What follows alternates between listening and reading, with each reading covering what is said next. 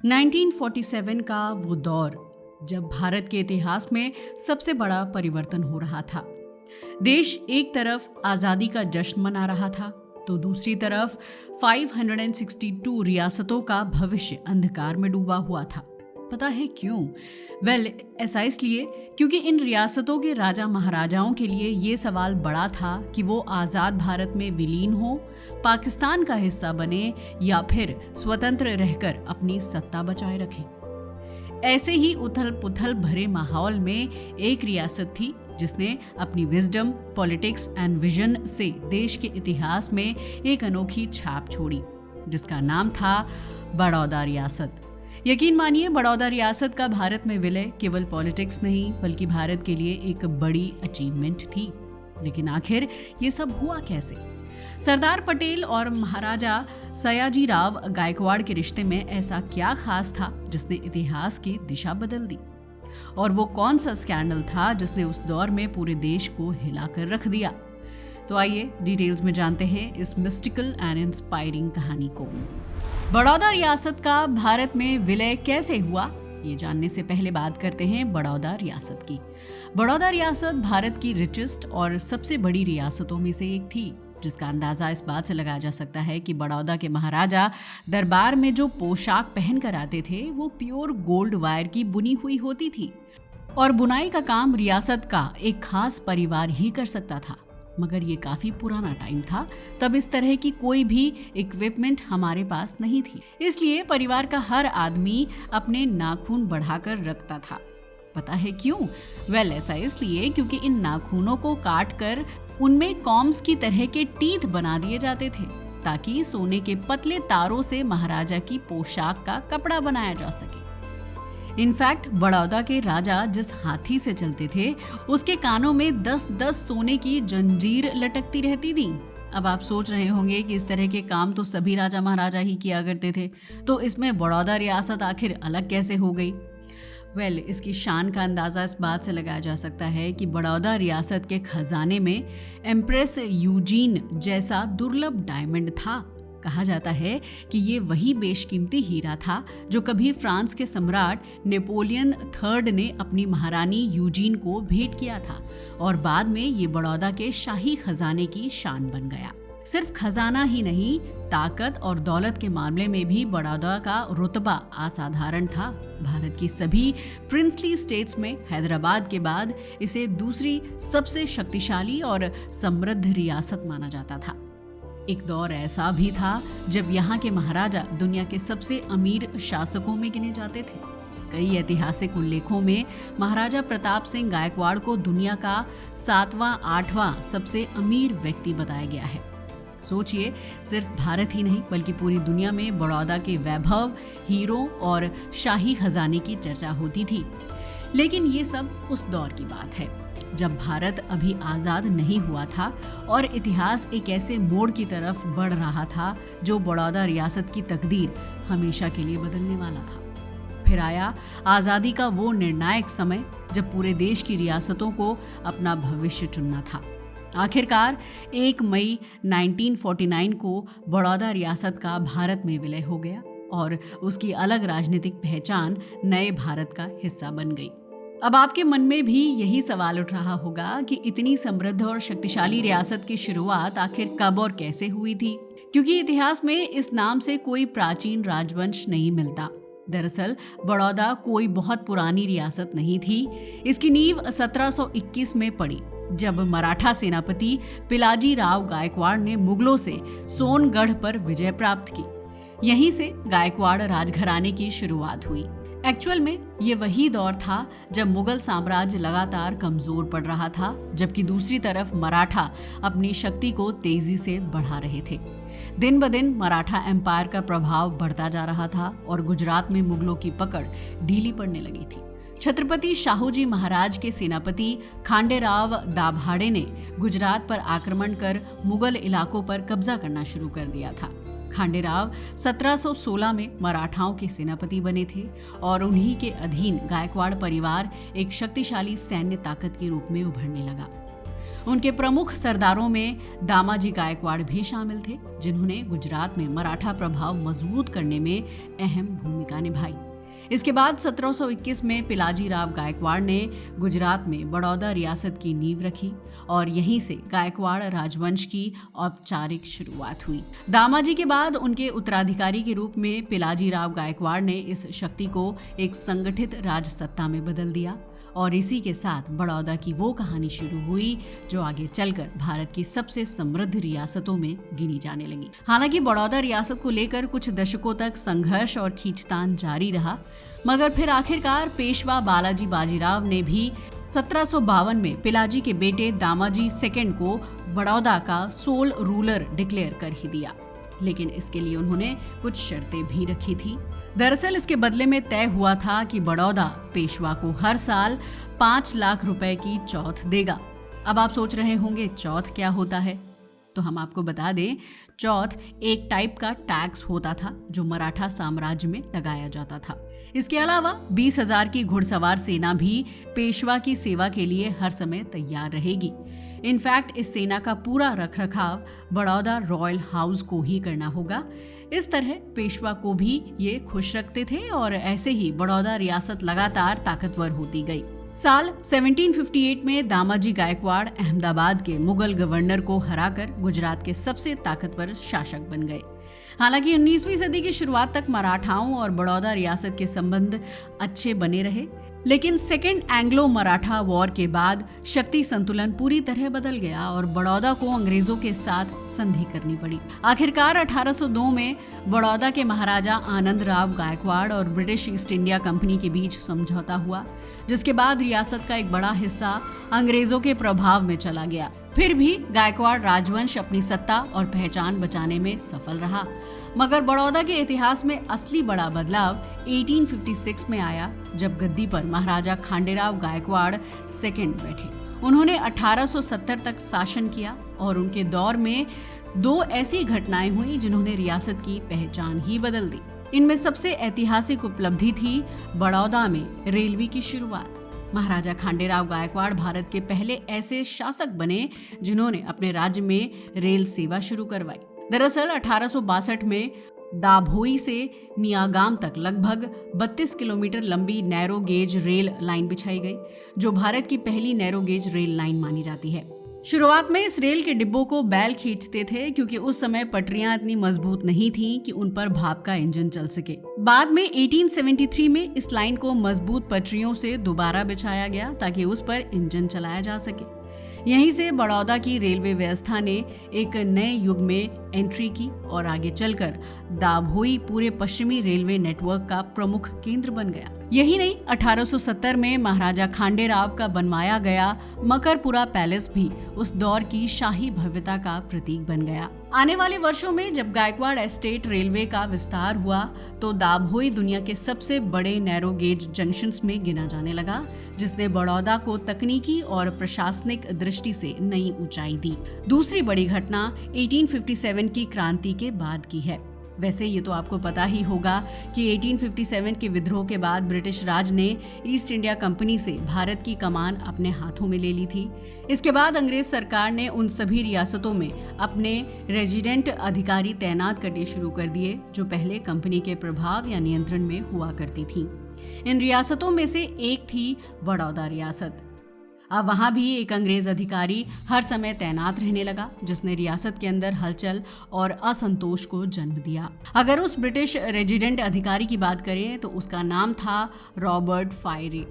Robert फायरे हमेशा गुस्से में रहते थे, इसलिए बड़ौदा के महाराज से उनकी खास बनती नहीं थी। मगर फिर भी महाराजा खांडेराव के टेन्योर तक तो सब फिर भी ठीक रहा, लेकिन उनकी डेथ के बाद हालात बिगड़ने लगे। पता है क्यों? क्योंकि महाराजा खांडेराव का कोई बेटा नहीं था, इसलिए उनकी मौत के बाद उनके भाई मल्हार राव गायकवाड़ बड़ौदा के महाराजा बने। मगर उनके कार्यकाल में कुछ ऐसा हुआ जिसने बड़ौदा के भविष्य पर गहरा असर डाल दिया, क्योंकि इसी दौरान एक ब्रिटिश अधिकारी की हत्या का षड्यंत्र रचा गया था। असल में ये बात साल 1874 की है, जब ये खबर फैली कि रॉबर्ट फायरे को शरबत में जहर देने की कोशिश की गई। ये इतनी बड़ी घटना थी कि ब्रिटिश अधिकारियों के बीच हंगामा मच गया। हालांकि हालात को संभालने के लिए महाराजा मल्हार राव ने फायरे को आश्वासन दिया कि इस पूरे मामले की गहन जांच कराई जाएगी। लेकिन जांच होती इससे पहले ही फायरे ने डिक्लेयर कर दिया कि इस कॉन्स्पिरेसी के पीछे महाराजा मल्हार राव ही हैं।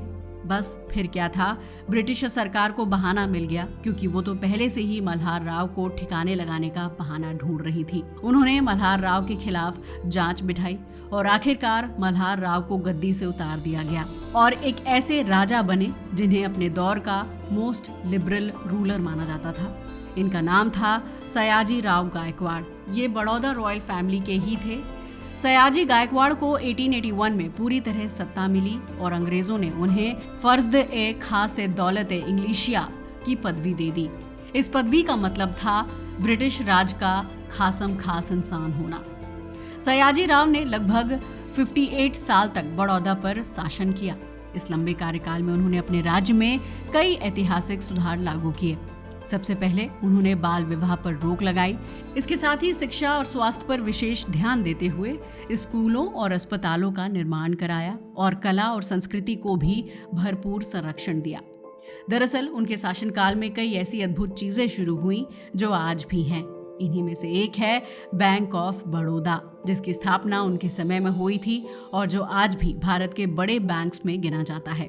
इसके अलावा उन्होंने अपने राज्य में बहु विवाह पर भी प्रतिबंध लगाया। हालांकि यही नियम आगे चलकर उनके लिए बड़ी परेशानी का कारण भी बना। एक समय ऐसा आया जब परिस्थितियों ने उन्हें इस कानून में बदलाव करने पर मजबूर कर दिया। यकीन मानिए इसकी पीछे की कहानी बेहद दिलचस्प है, जिसके बारे में शायद ही आपने पहले कभी सुना हो, लेकिन उस पर हम थोड़ी देर में आएंगे। फिलहाल बात करते हैं उनके दूसरे सुधारों की। दरअसल उन्होंने भारत की पहली सार्वजनिक पुस्तकालयों में से एक की स्थापना कराई और साथ ही रेल नेटवर्क को पूरे राज्य में तेजी से विस्तार दिया, जिससे बड़ौदा विकास की नई ऊंचाइयों तक पहुंच गया। दरअसल ये जानकर आप हैरान रह जाएंगे कि बाबा साहब डॉक्टर भीमराव अंबेडकर को छात्रवृत्ति देने वाले भी महाराजा सयाजीराव गायकवाड़ ही थे। इसी छात्रवृत्ति की बदौलत अंबेडकर उच्च शिक्षा के लिए अमेरिका जा सके, जहां उन्होंने अपनी प्रतिभा और ज्ञान से इतिहास रच दिया।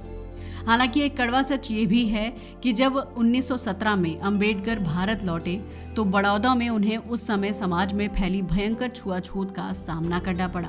मगर ये उस दौर की ऐसी सच्चाई थी जो केवल बड़ौदा तक सीमित नहीं थी, बल्कि पूरे देश में गहराई से थी। अगर महाराजा सयाजीराव की बात करें तो उनका निधन 1939 में हुआ।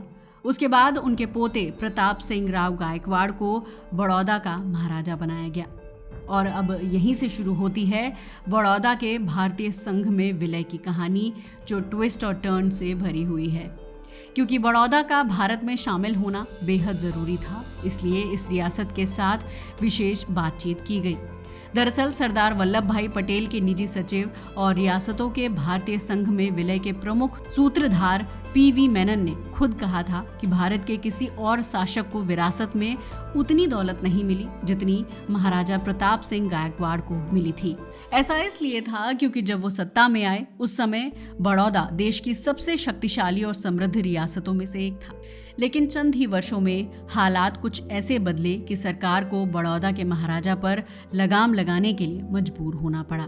असल में बड़ौदा में एक बहुत बड़ा शाही स्कैंडल सामने आया था, जिसमें खुद राजा और उनकी प्रेमिका का नाम जुड़ा था। दरअसल प्रताप राव जब महाराजा बने तो कोल्हापुर की घोर पड़े परिवार से आने वाली महारानी शांता देवी से उनकी शादी हुई। लेकिन फिर 1943 में महाराजा को मद्रास के एक जमींदार की बेटी, जिसका नाम सीता देवी था, उससे प्यार हो गया। ये उससे शादी करना चाहते थे, मगर महाराज के सामने एक नहीं दो बड़ी दिक्कतें थीं। पहले तो ये कि ये लड़की पहले से शादीशुदा थी और दूसरी दिक्कत ये कि बड़ौदा के कानून के अनुसार कोई आदमी दोबारा शादी नहीं कर सकता था। मगर महाराजा ने रास्ता ढूंढ लिया। बस फिर क्या था, सीता देवी को इस्लाम धर्म कबूल करवाया गया और फिर वो कोर्ट से एक कागज ले आए जिसके अनुसार धर्म परिवर्तन के चलते सीता देवी की पहली शादी रद्द हो गई। इसके बाद सीता देवी का दोबारा धर्म परिवर्तन करा लिया गया। हालांकि महाराज की परेशानी अभी पूरी तरह खत्म नहीं हुई थी, क्योंकि अब दूसरी शादी में बड़ौदा का कानून आड़े आ रहा था। मगर वो कहते हैं ना कि कानून बनाने वाले ही मोस्टली कानून का पालन नहीं करते। इसलिए तो अपनी दूसरी शादी की ख्वाहिश को पूरा करने के लिए महाराजा ने कानून ही बदल दिया और उसमें लिखवाया कि ये कानून महाराजा के लिए लागू नहीं होते। खैर, बात आई गई हुई तो इसके बाद महाराजा ने सीता देवी के साथ दूसरी शादी कर ली, मगर इस शादी के चक्कर में बड़ा हंगामा हुआ। इस पूरे मामले की गंभीरता का अंदाजा आप इसी बात से लगा सकते हैं कि ब्रिटिश सरकार ने इसे अमान्य घोषित कर दिया। इतना ही नहीं, दंड स्वरूप 1944 में महाराजा का प्रीवी पर्स 50 लाख रुपए प्रतिवर्ष से घटाकर 25 लाख रुपए कर दिया गया। इसके बाद कुछ समय इसी तरह बीतता रहा और फिर वो ऐतिहासिक पल आया जब देश आजाद हो गया। 1947 में जब बड़ौदा रियासत के भारत में विलय की बात शुरू हुई तो शुरुआत में महाराजा काफी उत्साहित और सहयोगी नजर आए। संविधान सभा में अपने प्रतिनिधि भेजने वाली बड़ौदा पहली रियासतों में से एक थी। इतना ही नहीं, उन्होंने जल्द ही विलय पत्र पर हस्ताक्षर करने की इच्छा भी जाहिर कर दी, जिससे सभी को लगा कि बड़ौदा का मामला लगभग सुलझ चुका है। लेकिन फिर कुछ ऐसा हुआ जिसका किसी को अंदाजा तक नहीं था। अचानक महाराजा अपनी ही बात से पीछे हट गए। दरअसल बड़ौदा के पड़ोस में जूनागढ़ रियासत थी और जब वहां के नवाब ने पाकिस्तान में विलय की इच्छा जताई तो महाराजा प्रताप सिंह राव को लगा कि इस हालात का फायदा उठाकर वो भी अपने लिए कुछ बड़ी रियासतें हासिल कर सकते हैं। इसी सोच के तहत 2 सितंबर 1947 को उन्होंने सरदार वल्लभ भाई पटेल को एक खत लिखा। उस पत्र में उन्होंने कहा, मुझे जूनागढ़ के हालात की पूरी जानकारी है, हम मदद के लिए तैयार हैं, लेकिन हमारी कुछ शर्तें हैं। मगर सवाल ये है कि आखिर महाराजा की शर्तें क्या थीं? दरअसल उनकी सबसे बड़ी शर्त ये थी कि प्रताप सिंह को सिर्फ बड़ौदा का महाराजा ही नहीं बल्कि गुजरात और काठियावाड़ क्षेत्र का सर्वोच्च शासक जैसा विशेष दर्जा दिया जाए। इसके साथ ही वो चाहते थे कि बड़ौदा को ऐसा विशेष एस्टेट मिले जिससे उसकी स्वायत्तता लंबे समय तक बनी रहे। लेकिन बड़ौदा के महाराजा को ये अंदाजा नहीं था कि उनका ये दांव उल्टा पड़ने वाला है। सरदार पटेल ने इस खत का सीधा और सख्त जवाब दिया, भारत सरकार को आपकी मदद की कोई आवश्यकता नहीं है। यहीं से पटेल को महाराजा के इरादों पर शक गहरा गया और तभी 1947 में एक और बड़ा राज सामने आया। आज़ादी के बाद जब बड़ौदा के खजाने का हिसाब किताब किया गया तो पता चला कि 1943 से 1947 के बीच महाराजा ने अपने 50 लाख रुपए वार्षिक प्रीवी पर्स के अलावा लगभग 6 करोड़ रुपए अतिरिक्त निकलवा लिए थे। इतना ही नहीं, बड़ौदा के खजाने से कई बेशकीमती शाही गहने भी गायब पाए गए, जिनमें 7 लड़ी वाला मोतियों का हार, स्टार ऑफ द साउथ, जड़ा हीरे का हार और मोतियों के 2 दुर्लभ कालीन शामिल थे। सबसे चौंकाने वाली बात यह थी कि इस पूरे मामले में महाराजा और उनकी प्रेमिका, जो बाद में उनकी पत्नी बनी, दोनों का नाम सामने आया। बताया गया कि ये कीमती खजाने देश से बाहर भिजवा दिए गए थे। ये सब देखकर सरदार पटेल बेहद नाराज हो गए और उन्होंने महाराजा पर दबाव तेजी से बढ़ाना शुरू कर दिया। आखिरकार 31 जनवरी 1949 को महाराजा ने भारत के साथ विलय की घोषणा कर दी। इसके बाद 1 मई 1949 को बड़ौदा आखिर आधिकारिक रूप से बॉम्बे राज्य का हिस्सा बना दिया गया और इसी के साथ बड़ौदा रियासत का स्वतंत्र अस्तित्व खत्म हो गया। कहा जाता है कि जिस दिन विलय की बात अंतिम रूप से तय हुई, महाराजा इतने भावुक हो गए कि वीपी मेनन के गले लगकर रो पड़े। इतिहास के इस पल ने दिखा दिया कि सत्ता, दौलत और शाही वैभव के बावजूद आखिरकार वक्त का फैसला सबसे बड़ा होता है। वैसे बड़ौदा रियासत के भारत में विलय की पूरी कहानी के बाद शायद आपके मन में एक सवाल जरूर रह गया होगा, आखिर सीता देवी का क्या हुआ, जिनसे महाराजा प्रताप सिंह राव ने दूसरी शादी की थी। यकीन मानिए उनकी कहानी अपने आप में बेहद दिलचस्प और शाही वैभव से भरी हुई है। 1947 के बाद वो यूरोप चली गई, जहां उन्होंने मोनाको की नागरिकता भी हासिल कर ली। इतना ही नहीं, बड़ौदा रियासत से बाहर ले जाए गए कई बेशकीमती शाही गहने भी महाराजा ने सीता देवी को सौंप दिए थे, जो आगे चलकर दुनिया के अलग अलग अंतर्राष्ट्रीय ऑक्शंस में दिखाई दिए। इनमें 2 बेहद मशहूर हीरे भी शामिल थे। एक 128 कैरेट का स्टार ऑफ द साउथ और दूसरा 78 कैरेट का इंग्लिश ड्रेसडेन हीरा। लेकिन इसके बाद सीता देवी का क्या हुआ, ये भी अपने आप में एक बड़ी और दुखद कहानी है। 1956 में महाराजा प्रताप सिंह राव और सीता देवी अलग हो गए। इसके बाद महाराजा ने अपने अंतिम दिन लंदन में बिताए, जबकि सीता देवी यूरोप की शाही और आलीशान जिंदगी में रही। हालांकि समय के साथ उनकी दौलत और चमक दमक धीरे धीरे कम होने लगी।